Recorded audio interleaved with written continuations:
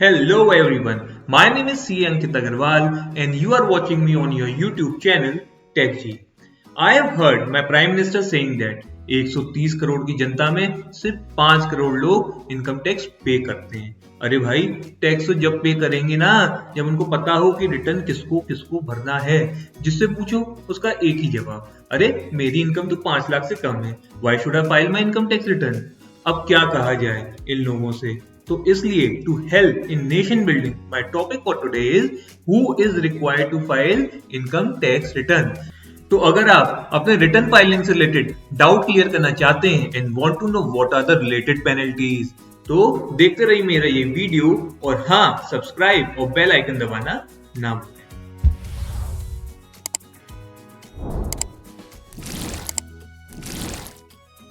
तो शुरू करते हैं। The section which deal with filing of income tax return is section 139 subsection 1 of the income tax act, जो बताती है what are the various situation where ITR return filing is mandatory. तो let's start with individuals यानी कि आम आदमी। सबसे पहली situation when a person needs to file a return is if your total income exceeds basic exemption limit. ये सबसे important और सबसे कंफ्यूजिंग पॉइंट है।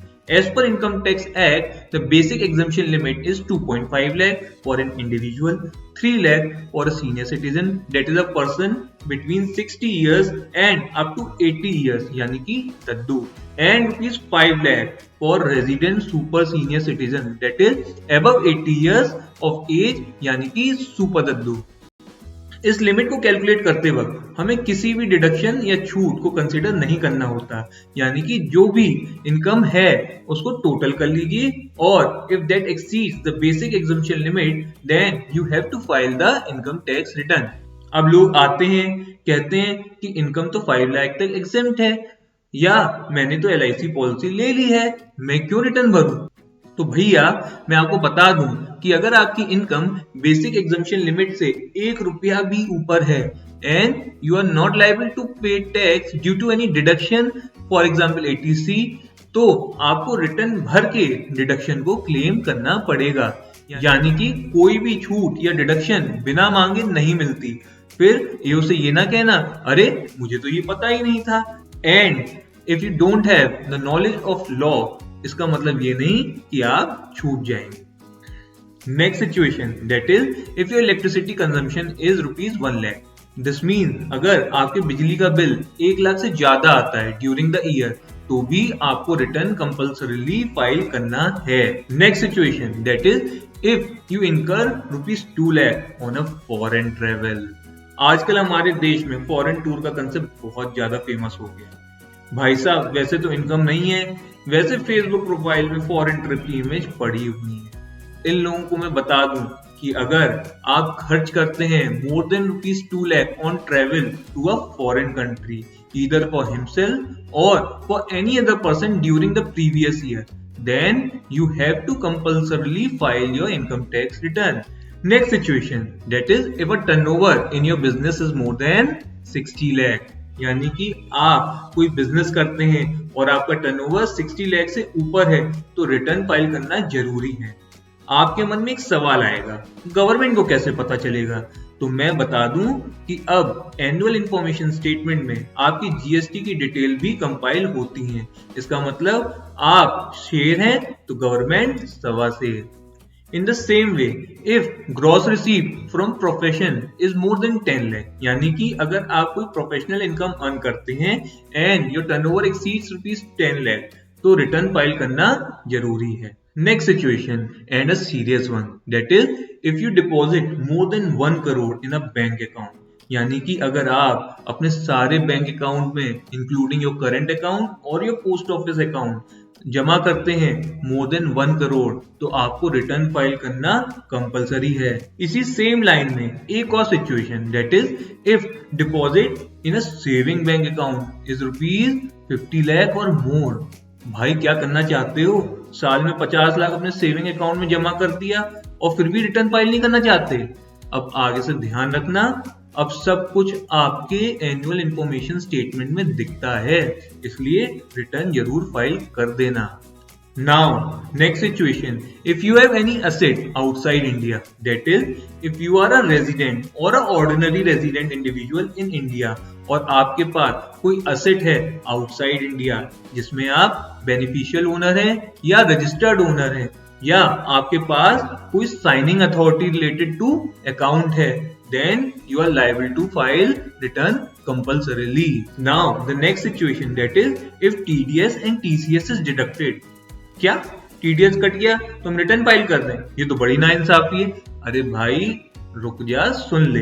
अगर आपकी एज 60 ईयर से कम है और 25,000 या उससे ज्यादा आपका टीडीएस या टीसीएस डिपॉजिट हो जाता है in form 26AS, then return filing is compulsory.